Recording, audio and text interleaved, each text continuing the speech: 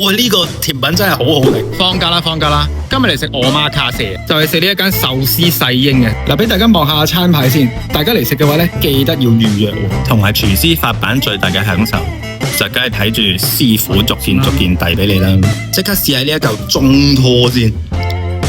佢唔係好肥美嗰隻，但係非常好食。同埋因為佢醬油咧係少少偏甜嘅。然後就係鯛魚壽司。佢上面加咗啲柚子咧，好開胃啊，酸酸甜甜。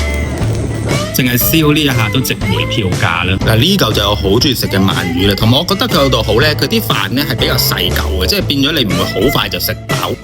鰻魚係非常之肥美嘅，我覺得佢呢間鋪頭咧，每一個菜式都配翻一個唔同基底嘅高湯俾你去品嚐下咧，全部都係一啖仔嘅啫。呢一樣嘢真係幾特別嘅喎。繼續飲湯，再嚟一嚿帆立貝。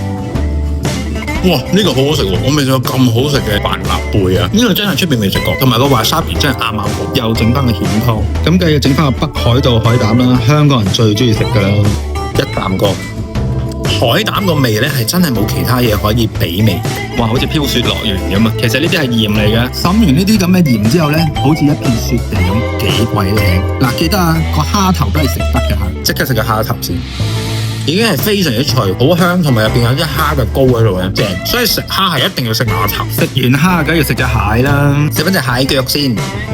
隻蟹腳好食過蝦喎。呢個夠特別啦，係和牛基底嘅湯。海膽啊，食完梗係唔少得和牛壽司啦。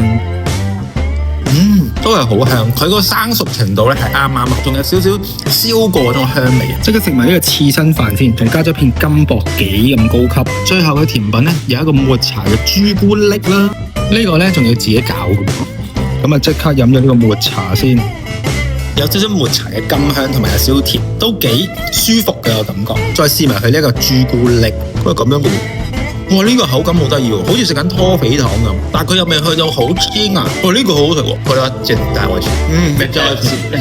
哇！呢個甜品真係好好食。嗱，咁餐飯就食完啦，個海膽就真係好好食。同埋我好深印象就係咧，佢每一嚿壽司側根都可能會配翻一個佢嗰種食材基底嘅湯咧，呢個係非常之特別嘅。所以如果中意飲日式湯嘅人咧，都非常之推薦你嚟呢度。同埋佢都喺心齋橋附近，咁近近地試下個我媽卡西咧都唔錯啦。